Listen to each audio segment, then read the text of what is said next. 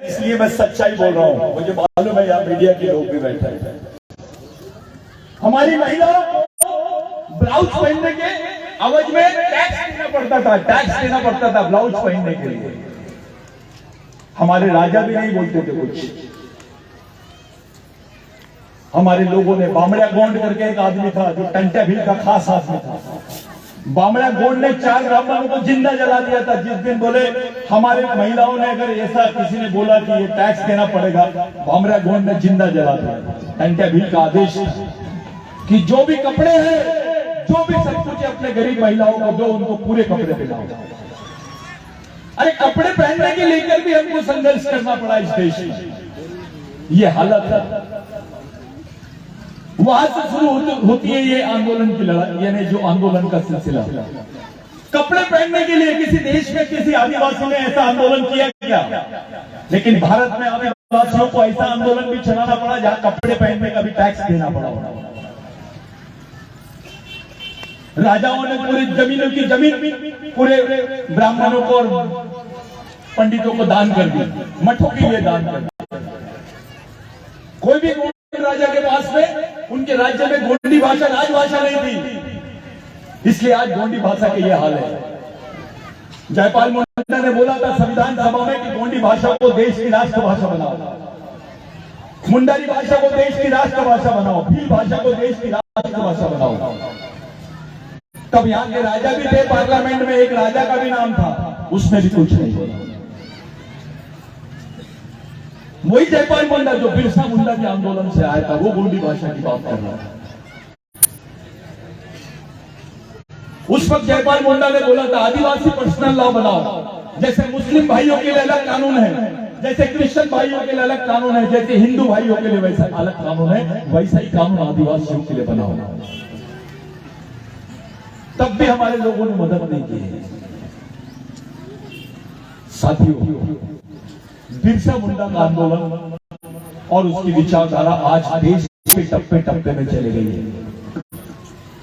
आज से 21 साल 22 साल पहले जिस विचारों को लेकर लोग भगा देते हमको, आज ऐसा रहता है कि मैं 2 लोग 5 लोगों के लिए तरस जाता था। आज ये बात करने के लिए, मैं सुनने के लिए, मेरे को बात करने का मौका लाखों आदिवासियों से एक साथ मिलता है। ये बिरसा मुंडा, ये हमारे शहीदों की। बिरसा मुंडा आखिरी वारिस है शंकर शाह रघुनाथ का वारिस, दुर्गावती का वारिस, टंटा भील का वारिस, बाबूराव शर्मा के का वारिस, राघोजी भांगरे का वारिस। बिरसा मुंडा का पुतला लग जाता है, वहां ऐसा लगता है कि ये शहर आदिवासियों का है, ये गांव आदिवासियों का है। ऐसा पूरे देश में चलता है। जिस आंदोलन को कोई पहचानता नहीं था, आज प्रधानमंत्री को बोलना पड़ता है कि मैं 15 नवंबर को जनजाति गौरव दिवस मनाऊंगा। प्रधानमंत्री परेशान हो गया है। जो लोग आरएसएस में आदिवासी काम कर रहे थे, उनको रोकने के लिए प्रधानमंत्री को जनजाति गौरव दिवस मनाना पड़ा, क्योंकि वहां जो आदिवासी बीजेपी में आरएसएस में काम कर रहे थे, उनका भी दिल आदिवासियों का दिल है, उनका भी खून आदिवासियों का खून है। और आदिवासी बेईमान नहीं होता है, वो अपनी कौम से बेईमानी नहीं करेगा, कोई भी पार्टी में। ये समझ में आ गया था आरएसएस वालों को कि भैया अब ये आदिवासी इधर जाने वाले हैं, तो इन्होंने एक नई दुकान खोल दी, जनजाति गौरव दिवस। लेकिन यहां पर भी सौतेला व्यवहार किया इन्होंने। ये सौतेले मामा है, ओरिजिनल मामा नहीं है। ओरिजिनल मामा तो टंटे मामा है। ये जनजाति गौरव जो है, ये सौतेला व्यवहार है आदिवासियों के साथ में। ये डर रहे हैं, ये तुमको आदिवासी नहीं बोल रहे, ये जनजाति बोल रहे हैं। साथियों, तुमको आरक्षण आदिवासियों के नाम पे मिला है, आपको सुविधा आदिवासियों करके मिला है। आपके बाल बच्चों को जो आज आप पढ़ा रहे हो, इसलिए मिल रहा है क्योंकि आप आदिवासी हैं। आपकी जमीन आप आदिवासी, आप इस देश के मूल मालिक हो। प्रधानमंत्री तो नागरिक है, ओरिजिनल मालिक तो आदिवासी आप हो। आप इस देश के मालिक हो, आप नागरिक नहीं हो, आप मालिक हो। तुम्हारे बाल बच्चे, आने वाली पीढ़ी आदिवासी नहीं रहेगी। अब तुम्हारे बच्चे को कास्ट सर्टिफिकेट नहीं मिलेगा। अब बच्चों को तुम्हारे पढ़ाई करने के बाद भी नौकरियां नहीं मिलेगी। अब तुम्हारी जमीन भी छीनी जाएगी, तब तुम लोग क्या करोगे? ये सरकार बोलती है कि भारत में आदिवासी नहीं रहते हैं। इसका मतलब यह है कि भारत नागरिक आदिवासी भारत का नागरिक नहीं है। किसी विश्व के किसी देश में ऐसा नहीं हुआ है। और अपने गांडू नेता चुपचाप बैठे हुए पार्लियामेंट में, कोई कुछ नहीं बोल रहा, ताली बजाने की बात नहीं है, कोई कुछ नहीं बोलता है। तुम्हारी पहचान खत्म हो रही है, तुम्हारी कौम को खत्म करने का षड्यंत्र चलता है और अपने लोग चुप है। अरे दिल से एक बार तो बोल कि तेरे को इस देश में आदिवासी क्यों नहीं बोला जा रहा है? तू है कौन? तू तो मालिक है। ये गोंडवाना तेरा था, ये गोलवाना तेरा है, ये दिलवाना तेरा है, ये पूरा देश तुम्हारा है। तुम मोहनजोदड़ो हड़प्पा के मालिक हो, अपना बाप लिंगो है जिसने बताया है कि धर्म नहीं, धर्म तो आज 2000 साल पहले चीज आई हुई चीज है, संस्कृति तो 20,000 साल से है, इसलिए हमको आदिवासी बोलते हैं। ये जानबूझकर आदिवासियों को इस देश से खत्म करने का षड्यंत्र चल रहा है। साथियों, आप पढ़े लिखे हो, आप समझदार हो, आपको मालूम है कि अभी आने वाले समय में क्या होने वाला है, तो समझ लो। आदिवासी भारत में नहीं है। इसका मतलब क्या होता है? मुसलमान को लगता है कि भैया आदिवासी के साथ हो रहा है, तुम चुपचाप रहो। दलित भाइयों को लगता है ये तो आदिवासियों के साथ में हो रहा है, अपन भी चुपचाप रहो।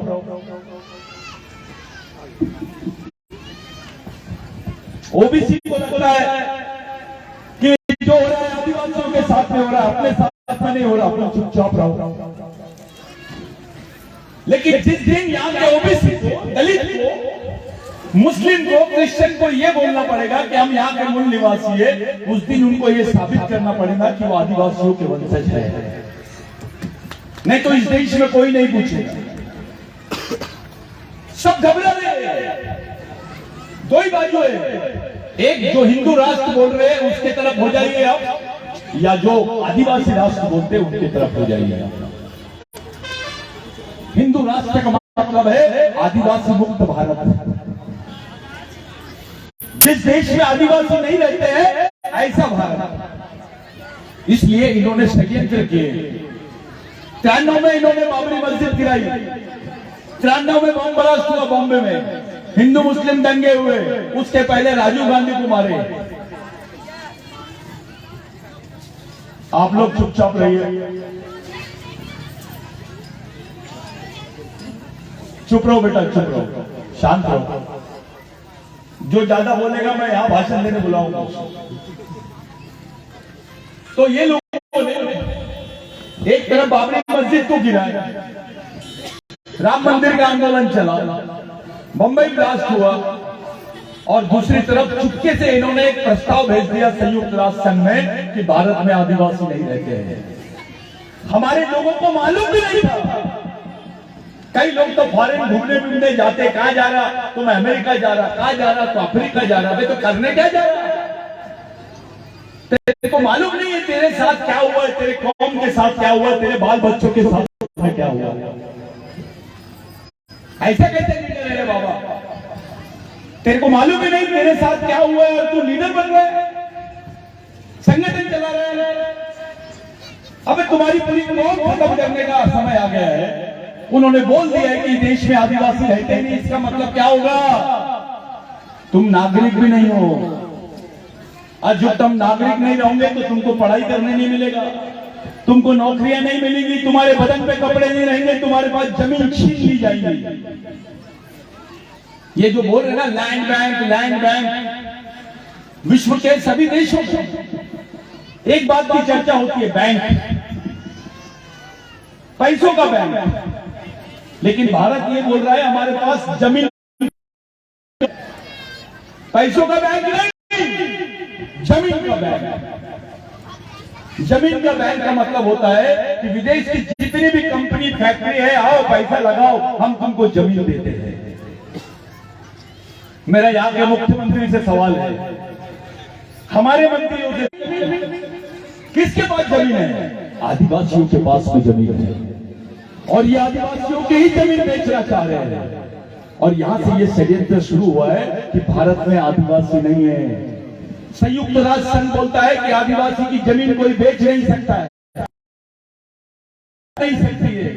नॉन ट्रांसफरेबल लैंड, अपरिवर्तनशील जमीन बोलते हैं उसको।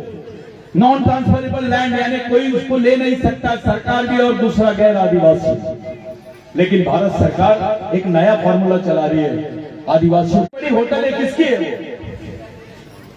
जमीन आदिवासियों की, जंगल आदिवासियों का, लेकिन होटलें और पूरा बिजनेस गैर आदिवासियों का है।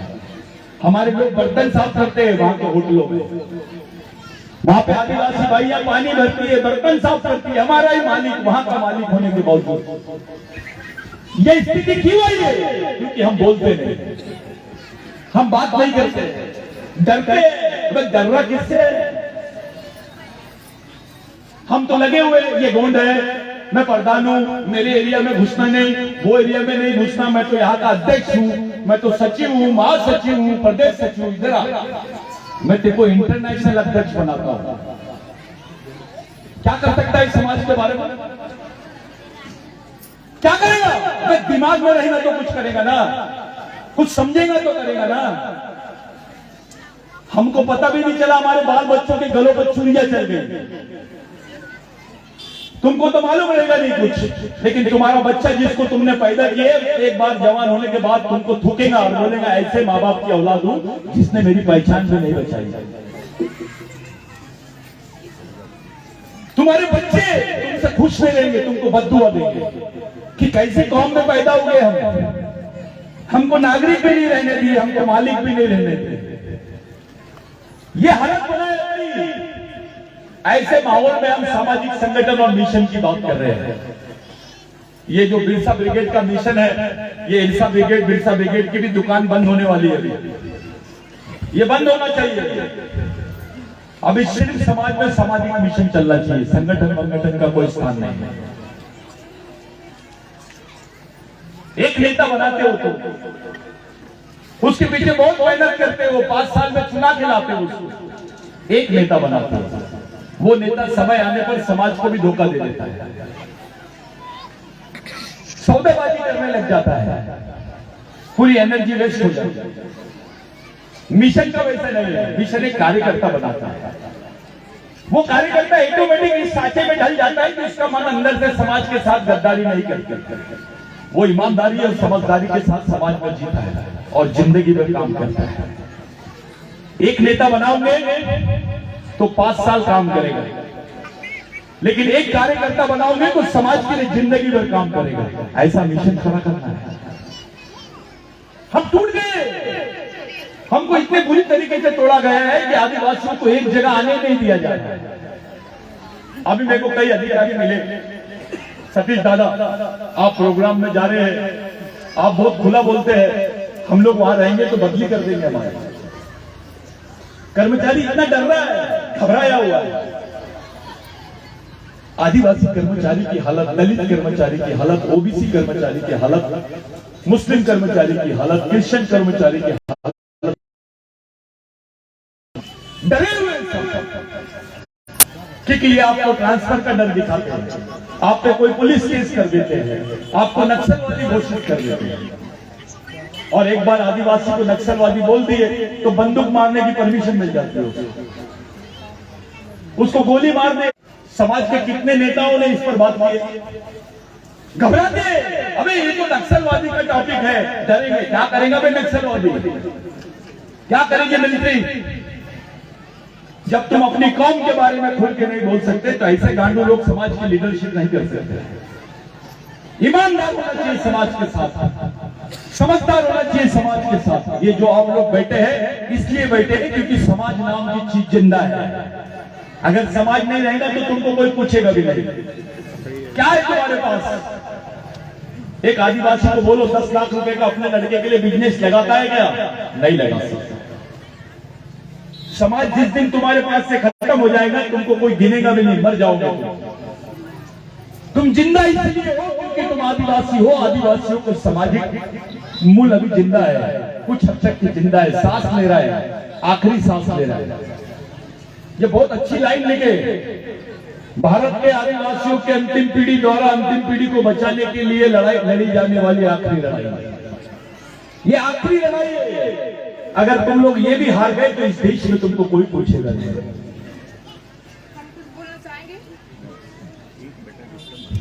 नहीं, आदिवासी का चल रहा है तो आपको उनको भाषा से बोलना चाहिए। अच्छा, बदी इंडिया है। आप आदिवासी के लिए बोल रहे थे तो मैं बोल रही थी कि आदिवासी घुसड़ गए तो अच्छा रहता है। सब पूरा हिंदी इंग्लिश सब मिक्स कर रहे हो, लेकिन गोंडी कहीं भी मिक्स नहीं। नवड़ी तो नावा गोंडी समझे मायल निकुल बात सब लोगों को नले समझे मायल इतने चाहती ना हिंदी के वर्ड को। तो आप आदिवासी करो तो वो भी बोलोगे थोड़ा तो अच्छा रहेगा, ये बोल रहे हैं। ठीक है, ये बच्चे के लिए ताली बजाओ, बहुत अच्छा। क्या नाम है तेरा? अंकिता मशकोले। क्या करती है ये बच्ची? किसके पास जाएंगे? इसको सामाजिक शिक्षा कौन देगा? कौन से स्कूल में जाएंगे? कौन पढ़ाएगा इसको? वे बच्चा आदिवासी है और पढ़ाएगा ब्राह्मण। उसके दिमाग में सोच ब्राह्मणों की डालोगे आप नहीं किए अपने बच्चों को, कोई लाइन नहीं है। ऐसे बच्चे जब सामने आते और पूछते, मेरे को भी आके बोली उसने, दादा आप गोंडी में भी बोलो। ये इसलिए बोली क्योंकि उसके मन में कहीं ना कहीं ये फीलिंग आई कि नहीं गोंडी में बोलेंगे तो ये लोग समझ जाएंगे। हिंदी में भी बोल रहे, थोड़ा गोंडी भी बोल रहे, यानी आदिवासी भाषा का थोड़ा सा उसको लगा। ये मैं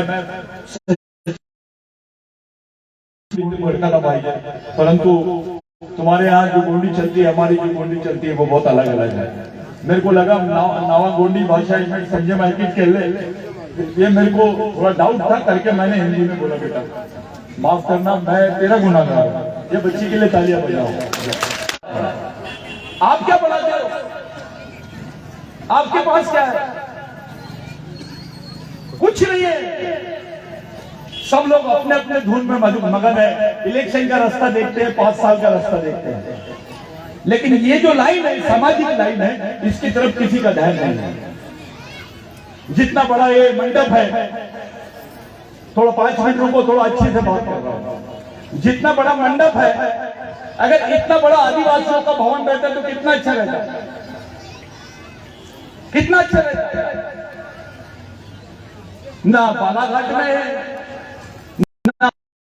ना सिवनी में है, ना छिंदवाड़ा में है, ना बैतूल में है। आप लोगों के लिए जगह भी नहीं है। आप तो राजा है यहाँ पे। ये तो गोंडवाना आपका है, अब तो कब्रिस्तान भी नहीं है आपका, मरने को भी जगह नहीं है। ऐसा कैसा समाज है यार? को कम करना चाहते हैं। इनकी प्लानिंग है कि आदिवासी ग्राम सभाओं को खत्म कर दिया जाए, उसके अधिकारों को खत्म कर दिया जाए करके पेशा कानून लाया है। सुनने में देखने में बहुत अच्छा लगता है, लेकिन ये ग्राम सभा की मूल को खत्म कर देता है। ये 5वीं अनुसूची का क्षेत्र है, यहाँ पे ग्राम सभा के विशेष अधिकार है, यहाँ अपना कानून है, यहाँ अपने रीति रिवाज है, रूढ़ी परंपरा है, यहाँ का बिजनेस आदिवासियों की मर्जी से चलना चाहिए। लेकिन अफसोस की बात है कि आदिवासी क्षेत्र में गैर आदिवासियों का भरभक्कम बिजनेस चलता है, जो मध्य प्रदेश की नहीं है। जो मध्य प्रदेश के आदिवासी है वहां तक ठीक है, या मध्य प्रदेश का नागरिक है वहां तक ठीक है, लेकिन बाहर के लोग आके मध्य प्रदेश में बिजनेस कर रहे हैं और उनके घरों में, उनकी दुकानों में, उनके कारखानों में आदिवासी आदमी मजदूर है, मुस्लिम आदमी मजदूर है, यहाँ का क्रिश्चियन आदमी मजदूर है, दलित आदमी मजदूर है, ओबीसी आदमी मजदूर है। साथियों, ऐसी विपरीत परिस्थिति में आप लोगों ने बिरसा मुंडा का पुतला बिठाया है। ये बिरसा मुंडा है तो इसका तुमसे संबंध क्या है? इसने तुम्हारे लिए किया क्या है? क्यों जबरदस्ती में उसका पुतला लगाया है? पूरे देश के आदिवासी पागल जैसे बिरसा मुंडा, टंटा भील, बाबूराव शर्मा, राघोजी भांगरे, ये सब चल रहा है। एक समय बिरसा मुंडा के बारे में बोलो तो लोग पूछते थे, अपलो आंदू बांगो, अपलो कोई तो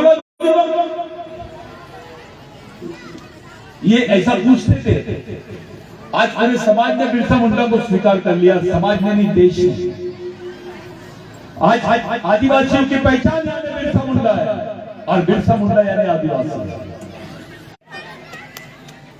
बाबूराव शर्मा के आदिवासी नहीं है क्या? प्रधानमंत्री में दम है, राष्ट्रपति में दम है, तो उन्होंने बोलना चाहिए। लेकिन चुपके से एक लेटर भेज दिए पूरे संयुक्त राष्ट्र संघ में, और आदिवासियों को चुपचाप कर दिया। अभी बिहार के यादव लोगों ने एक हलफनामा दिया कि हम आदिवासियों के वंशज हैं। इधर तेलंगाना में दलितों ने हलफनामा दिया कि हम आदिवासियों के वंशज हैं। अब बोलना शुरू कर दिया, अब बोलने लग गए।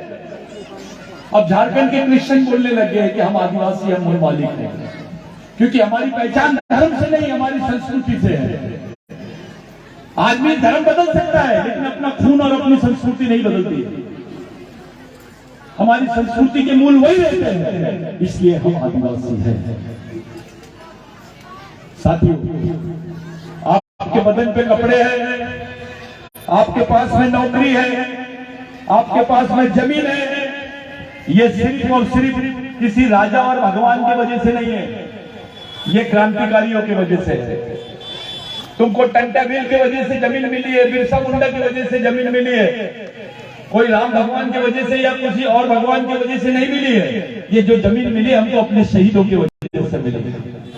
ये जमीन हमारे हिस्से में आई क्योंकि ये लोगों ने हमारे लिए फांसी का फंदा पहना, इनको मारा गया, इनको फांसी लगाई गई, ये हमारे लिए शहीद हो गए। आप बोलो, आपके बच्चे को आपके लिए फांसी के फंदे पे चढ़ता क्या? आपका लड़का चढ़ता है क्या फांसी पर? नहीं चलेगा। भाई भाई के लिए लड़ता है, भाई से अपने अपने भाई में लड़ रहे हैं, जमीनों के लिए, घर के लिए, पैसों के लिए। ये सही लोग जिनकी तुमने फोटो लगाई है, ये लोग तो तुम्हारे लिए मर गए, समाज के लिए मर गए। ये रियल भगवान है, ये ओरिजिनल भगवान है। इनकी वजह से हमारे को जो कुछ मिला है। आज ये जो क्षेत्र है अत्रि का, यहाँ पर जो आप लोगों ने बिरसा मुंडा का पुतला बिठाया है, वास्तव में आप लोग तारीफ के काबिल है। जो काम किसी मिनिस्टर ने नहीं किया, जो किसी नेता ने नहीं किया, वो नागरिकों ने किया। इनके लिए जोरदार ताली बजाओ। ये सच्चे हैं, ये झूठे लोग नहीं है। अरे अपने नेताओं की तो फटती है बिरसा मुंडा का टंटा बिल का फोटो लगाने के लिए, घबराते हैं क्योंकि सबको पता चल जाएगा ये टंटा बिल वाला है, बिरसा मुंडा वाला है, बाबूराव शर्मा वाला है, तो डर जाएगा, उसकी जात पता चल जाएंगे ये कौन है। अब तो लोग अपनी जात भी बचाते हैं। मड़ावी है तो मड़ावी कर दिया, पेंदाम है तो पेंदाम कर दिया, मरस्कोल है तो मरोस्कर कर दिया। जैसे तेंदुलकर का रिश्तेदार बनने की तैयारी है। हमें अपनी जात भी बदलता है, अपनी पहचान भी बदलता है।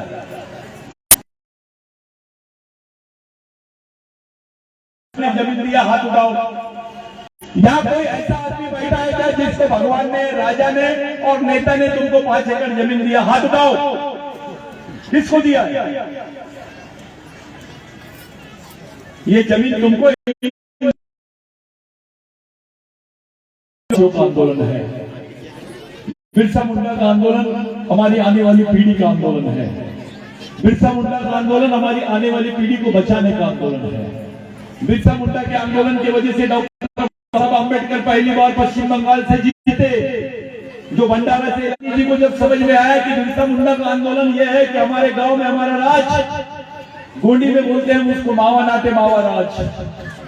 गांधी जी ने बोला इसी आंदोलन की पूरे देश को जरूरत है। वो टाई उतारा, लामोटी पहना, 24 साल की उम्र में तो पूरा जवान भी नहीं होता आदमी। जीन्स पहन के, टी शर्ट पहन के सड़क पर छेड़ीमारी करता है, मोबाइल लेके खड़े रहता है। लेकिन बिरसा मुंडा अपनी उम्र के 17 साल से आंदोलन कर रहा था, लड़ाई में उतर गया था। उस महान आत्मा का आपने यहाँ पे किया है।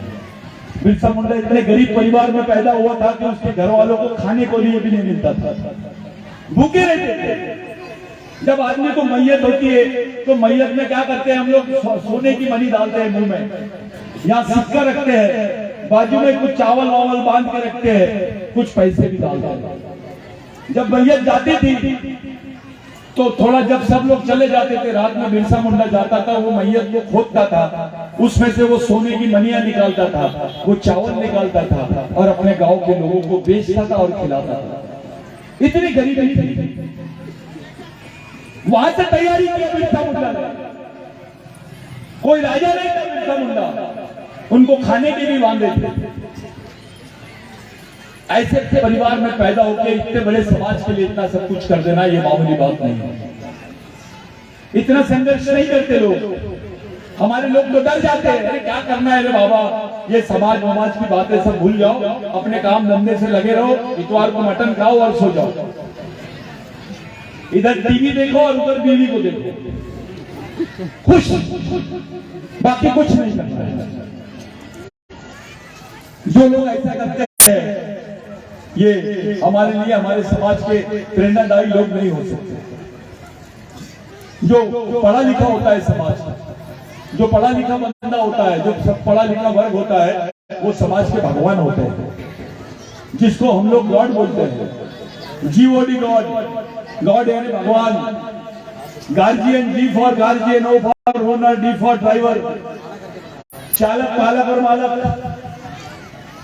ये बड़ी बात होती है। लेकिन जो हमारा गॉड है वो डॉग हो गया, उल्टा हो गया, डीओजी डॉग हो गया। डॉग यानी कुत्ता। उसकी अपनी सोच ही नहीं रही, वो अपने समाज के बारे में सोच रही नहीं है। उसके पास पैसा आ गया, बंगला आ गया, गाड़ी आ गई, कार आ गया, अच्छी बीबी आ गई और कोई दूसरी बीबी भी आ गई, पैसा और लेगा, वो कोई नेता से संपर्क बनाएगा, लेकिन समाज से नहीं। ऐसे गद्दार लोग भी समाज में है। जो डॉक्टर बने आरक्षण, ये जिंदा लोग नहीं है।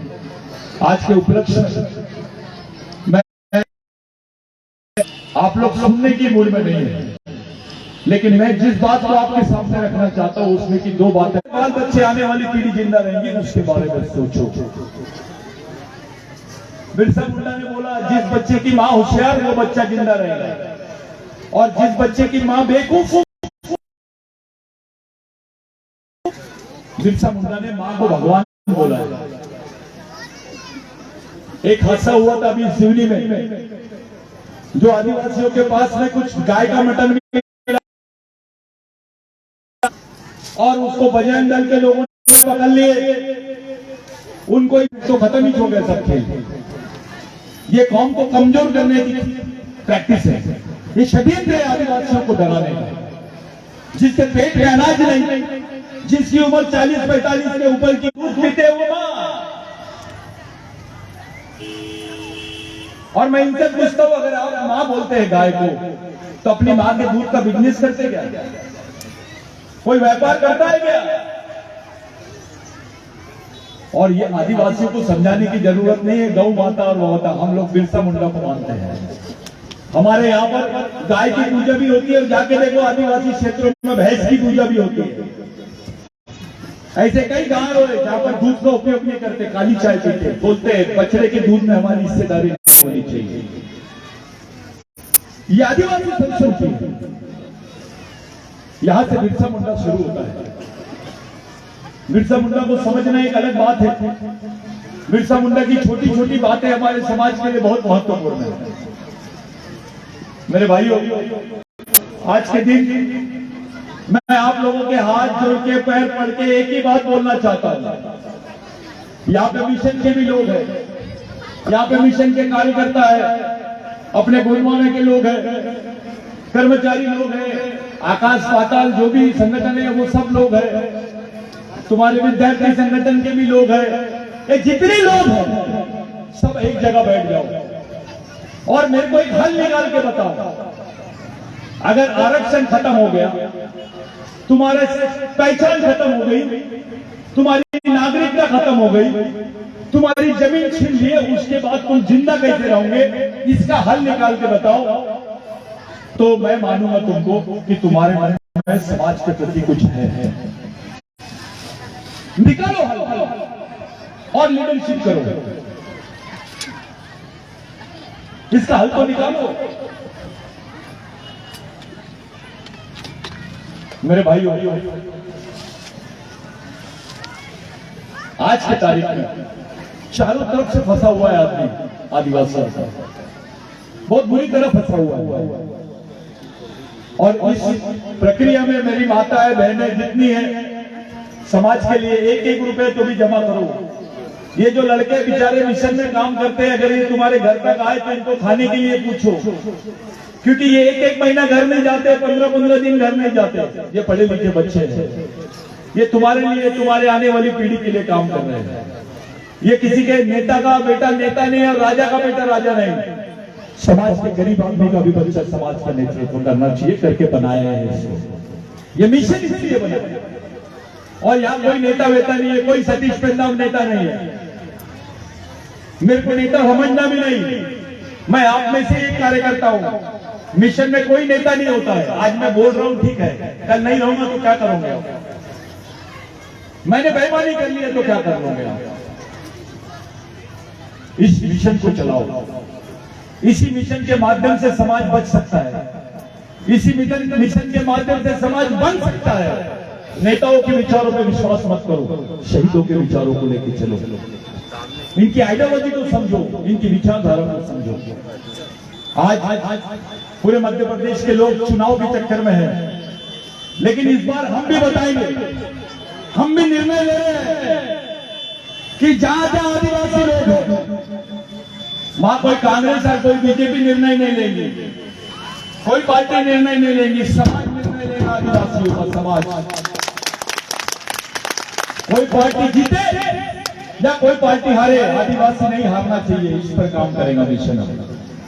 कौन जीतता है हारता है इससे हमको कोई लेना देना नहीं है, आदिवासी समाज की हार नहीं होनी चाहिए। ये पहली प्रैक्टिस रहेगी पूरे देश में, जहां सब लोग पार्टी की बात करते हैं, वहां हम लोग केवल समाज की बात करेंगे। एक दौरा निकाल रहे हैं हम लोग अभी। मैं मिशन के जो वरिष्ठ लोग हैं, जो कार्यकर्ता है, मैं इनको बोलना चाहता हूं। 3 निर्णय हुए हैं। जो 3 निर्णय लिए उसमें से पहला निर्णय यह है कि अब मिशन का जो प्रतिनिधित्व है, जो नेतृत्व है, वो पुरुष नहीं करेंगे,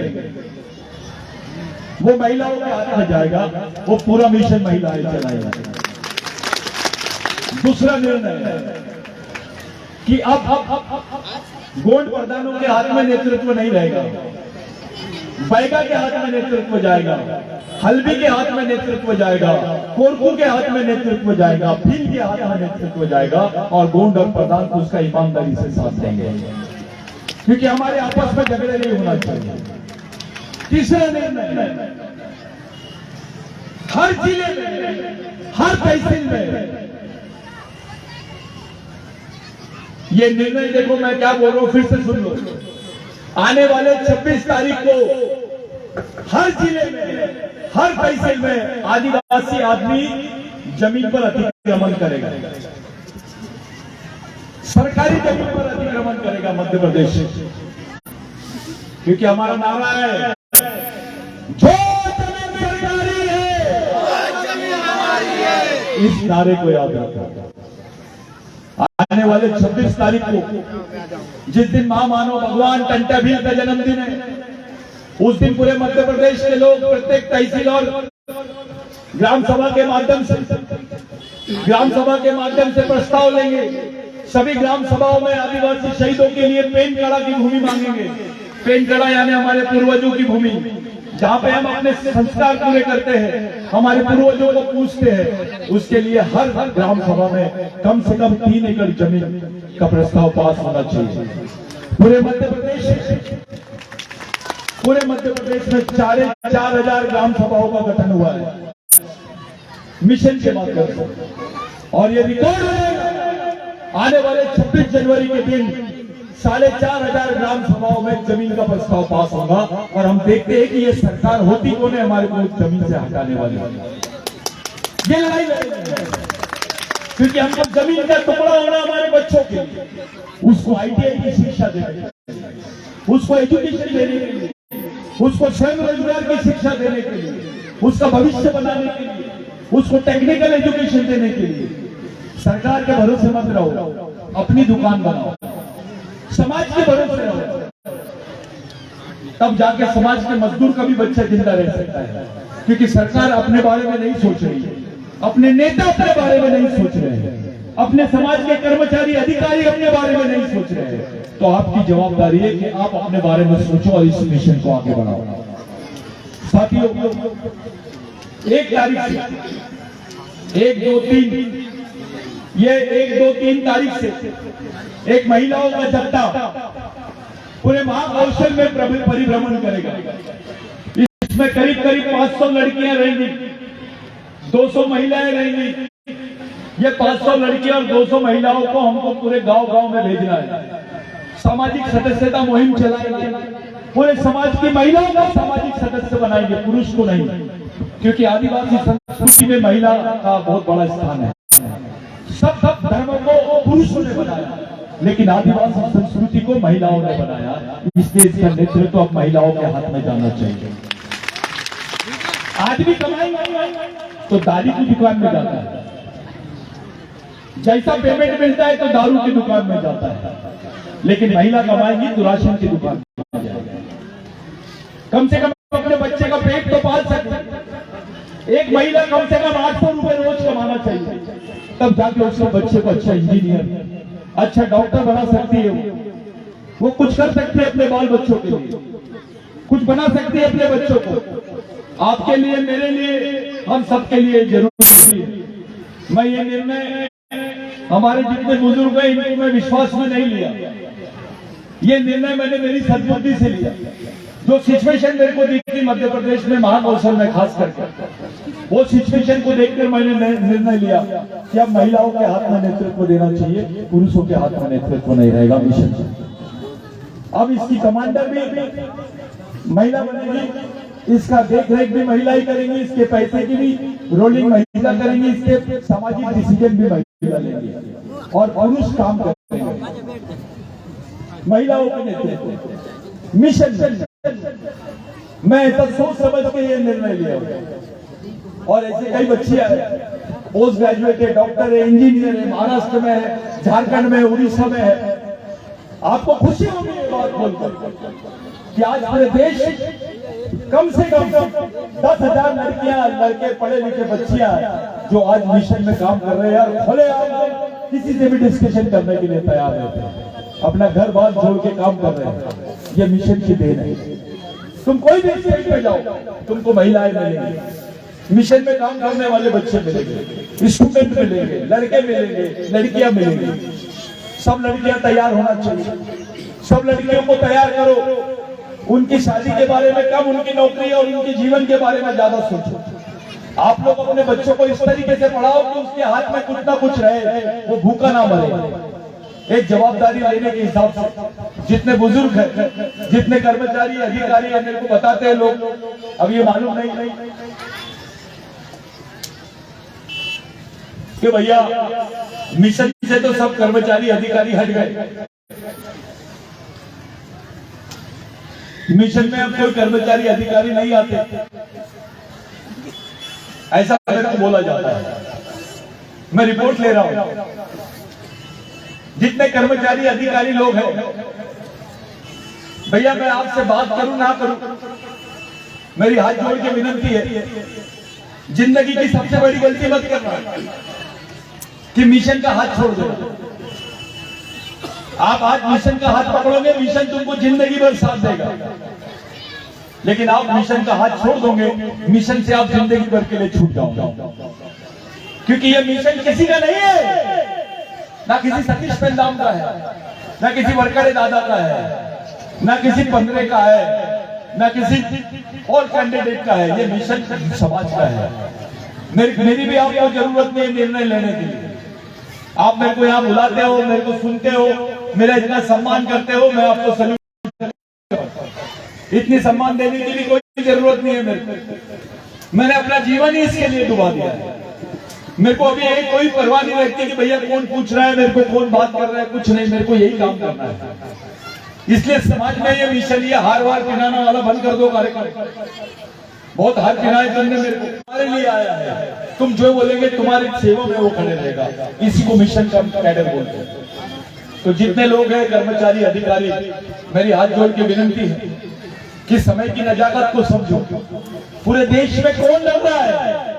मध्य प्रदेश की जो लड़ाई कमजोर होती है ये आपसी तनाव की वजह से होती है। हमारे लोग आपस में झगड़ा लड़ लेते हैं, आपस में किसी से कोई नाराज हो जाता है, उसका गुस्सा मिशन पे निकालते हैं।